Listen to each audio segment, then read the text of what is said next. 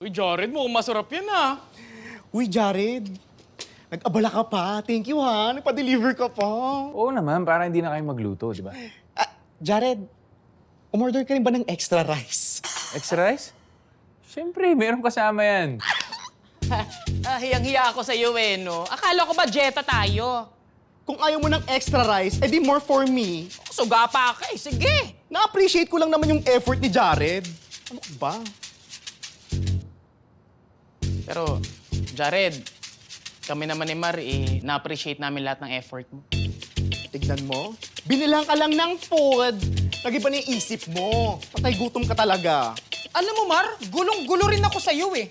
Ano ba talagang gusto mong gawin ko? Lahat na lang ng ginagawa ko eh, no?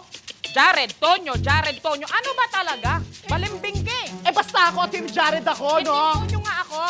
Tama na nga yan. Puro kayo kalokohan. Sundin mo na si Lola doon. Bilisan mo na. O, hawakan mo to. Aray. Lola! Let's eat! Ay, sarap naman yan.